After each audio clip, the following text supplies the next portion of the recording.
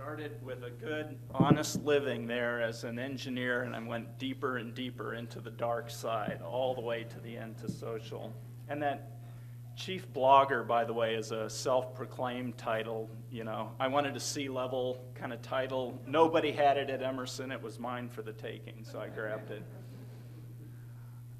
Okay, I'm going to get into a little bit, and hopefully it'll stimulate some questions and that kind of thing. And I just want to come at this from why. If you're in B2B and you sell to others, well, why did we do it at Emerson? Why might you consider it?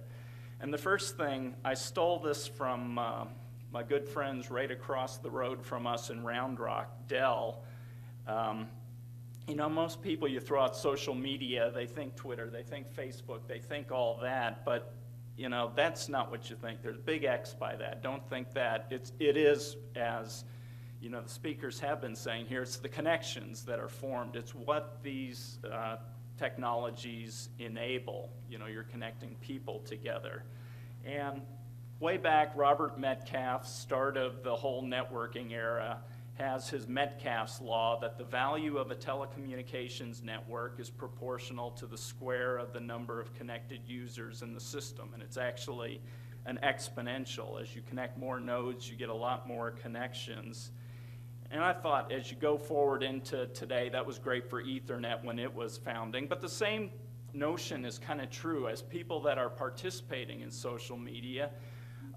It's proportional to the square of the number of people that you start connecting to. So as you have people in your organization get out there and whatever these different venues are, and as they meet and interconnect with people, the value of what they're doing for your organization grows as their reach grows. And I thought I'd go through a couple slides of, well, why should our businesses care? You know, if you saw the long laundry list of all these different ways that we can communicate, all these social tools are just something else in there. And I would argue that little search box there is changing the entire world, changing the expectations that our customers have. Used to be they could call somebody in the organization, get back to them in a couple days. That's not good enough today. You know, you can become an expert on something in 5 or 10 minutes of power Google searching in there, and it's resetting all of our expectations. The things you buy, how quick you want to get at an answer. You know, the same is true with our customers, the engineers that are solving problems every day, how fast they want to get an answer. And this is similar to what Larry showed a little earlier, a different survey, and I think it's from 1.5 or 2 years ago.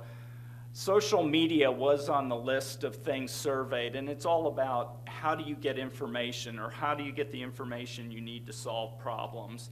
And most of it was not so much, not very much. But what stood out in that thing overwhelmingly is search is the place people go to solve information. And it just so happens if you're participating in social media through these various ways, you're basically unburying things that may be expertise that you're sharing on the phone or sharing in email that's buried to the world and lifting it out of there and making accessible to the search and making the information you have to help your customers solve problems easier.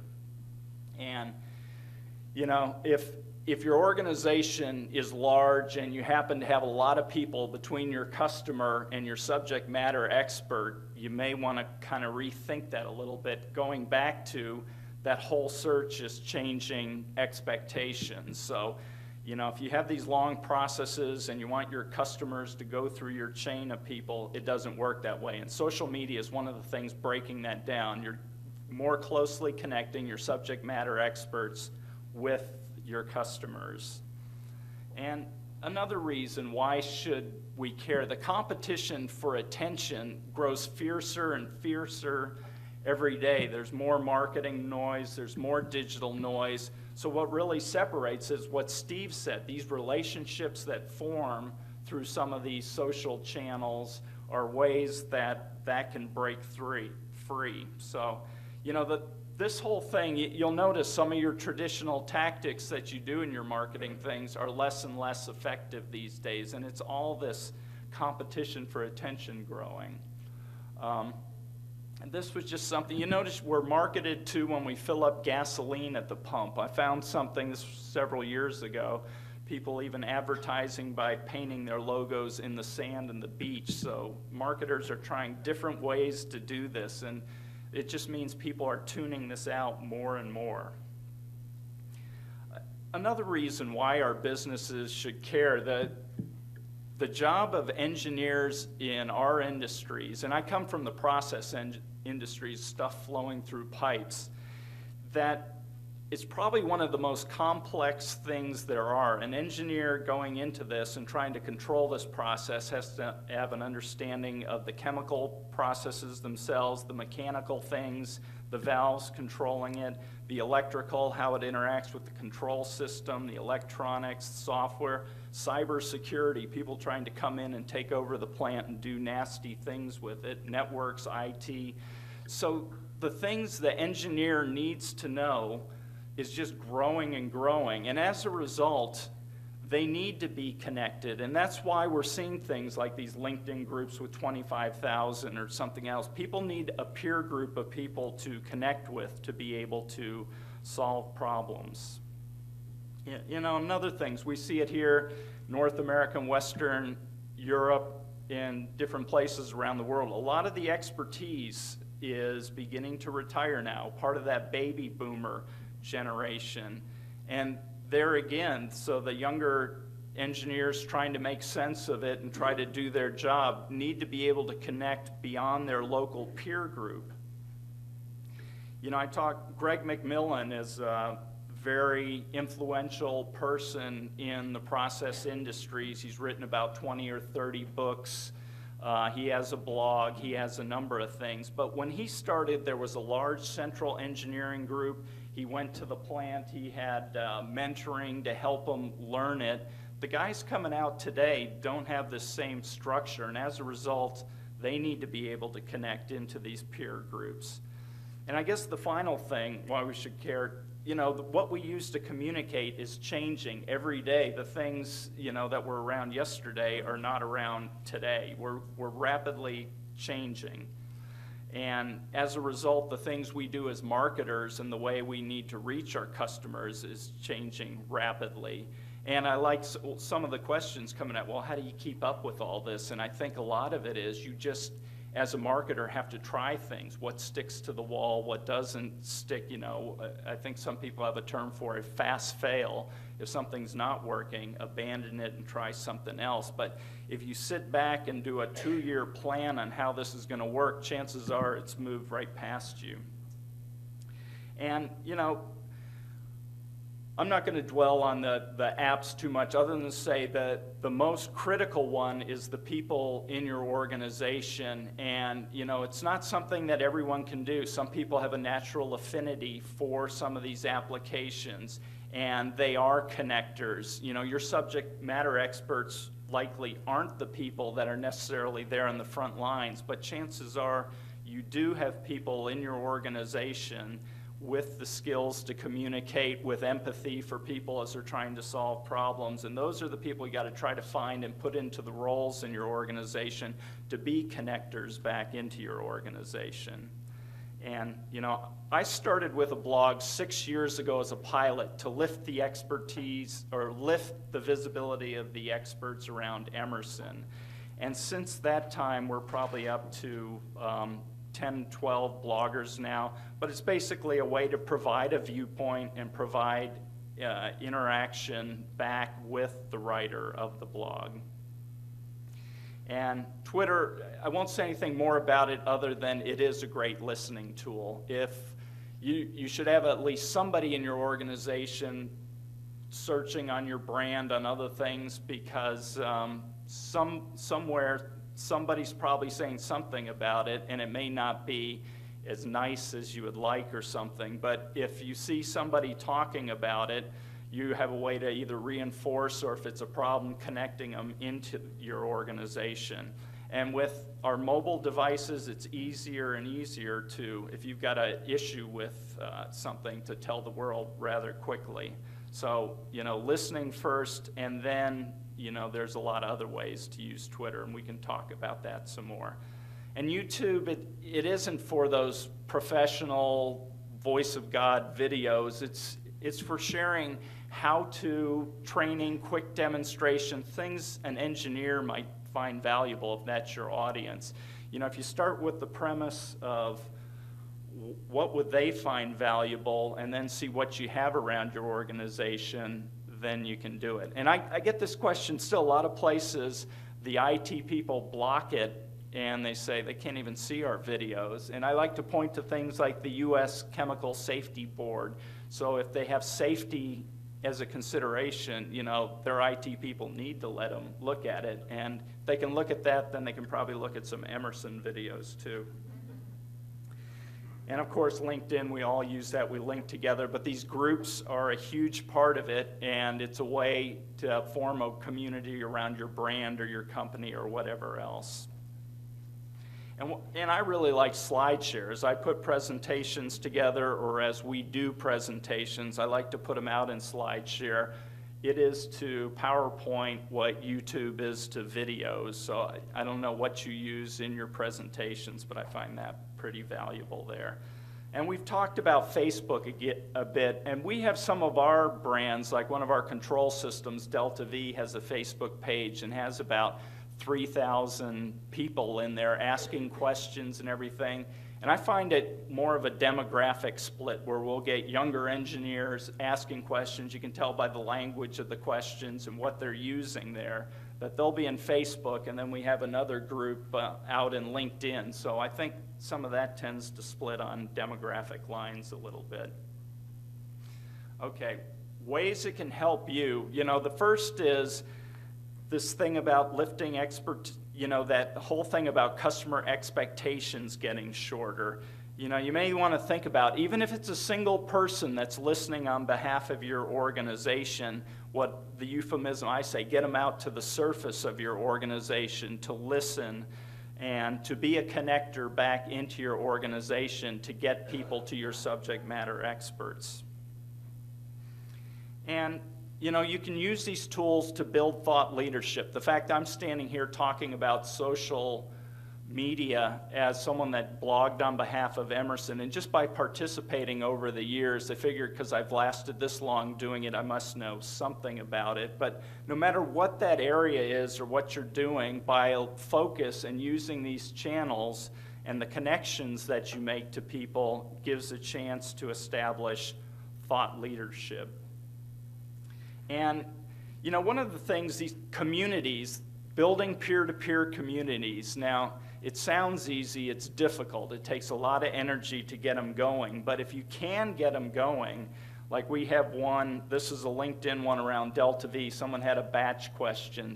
Somebody leaps in with something they have to say. Someone else pipes in with a short answer. Someone else puts something in there. Another person contributes.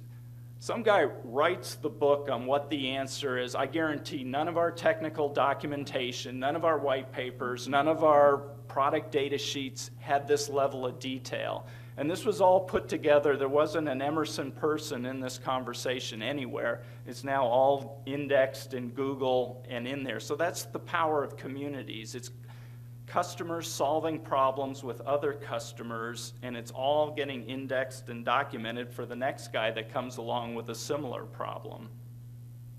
So there's a lot of value in investing that energy to build these peer-to-peer communities. And that, you know, whether it's inside your firewall or externally through blogs and these online communities, this expertise that's retiring, you got to figure out how to lift it out of that email sent item folder and inbox. You know, your lawyers come along and strip it away every year just so for lawsuits and other things. And you know, you need to look for these different things inside the firewall, more of these collaboration tools externally through these communities and getting your organization participating, because you want to make that findable. And, you know, I like to say you want to have enough money if you've got someone that's a natural geek and loves to play with things to make sure they have the latest and greatest and are playing with it and what can you do with it and everything like that. Because it's A lot of times through those ideas come up for that new angle, that new app, something else that your customers may find incredibly valuable. And all this doesn't come for free. There's all kinds of issues, copyright, trade secrets, the whole list of things. So if you don't have a social media policy, I say steal one. And no, I'm kidding, because this is probably taped and IBM's watching.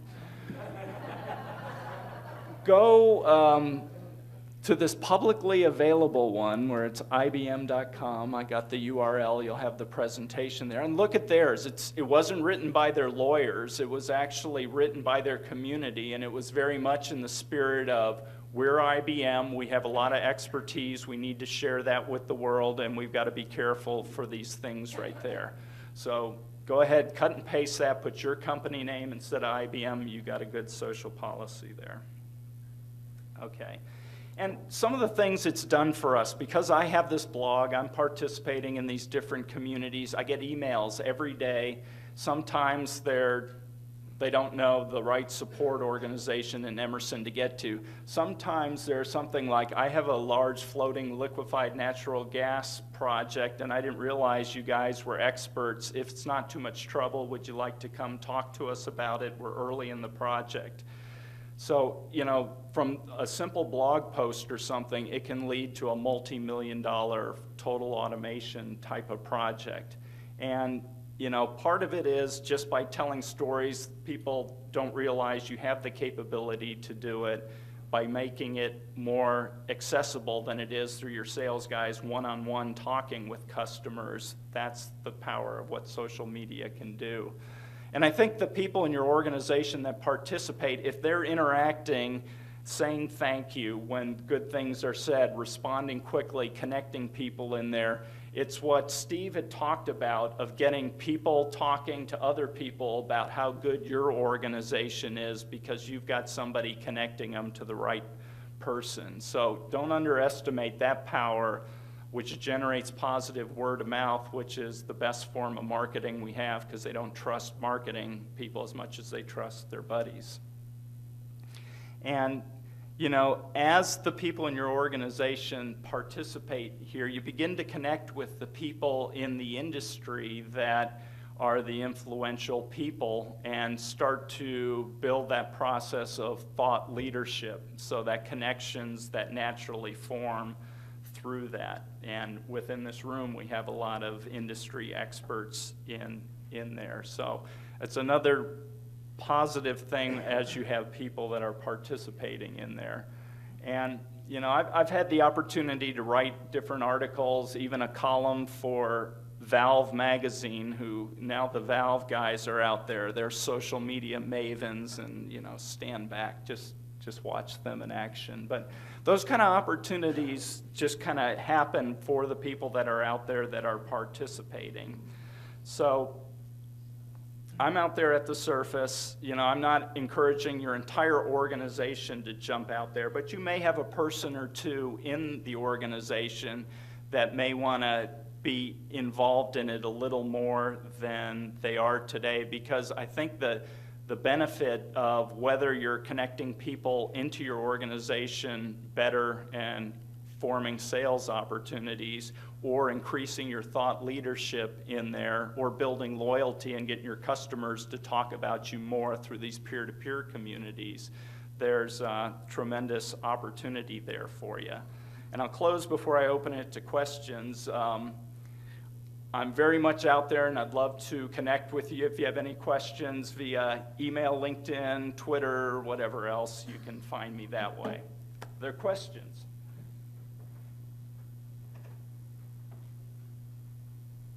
Questions for Jim? What are some of the obvious overlooked things that people may not think about as they approach some of these things?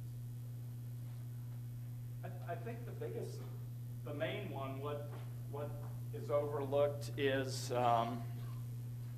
listening first. You know, start with listening. If you're an organization and you're not really doing anything in the different ways. You know, and that's the process that you begin to understand what are the conversations. So it could be joining existing LinkedIn groups that, you know, I tend to find, you know, there's LinkedIn groups about valves, safety instrumented systems, you name it, whatever the discipline is, just see what's out there.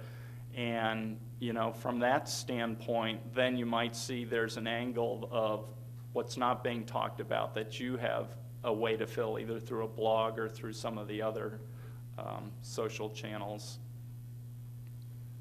Last question. What would be, what's the percentage of time that you spend on creating content versus responding to other people's content? And does that change over a period of time? So the breakdown of content versus listening versus, in my role, it's probably 20, maybe 30% of my time creating content, 30% of my time listening to all the different things, the different channels and everything else, and then 40% of my time going around our different business units and world areas, making sure people understand the policies, making sure, you know, that we're doing things in a coordinated fashion.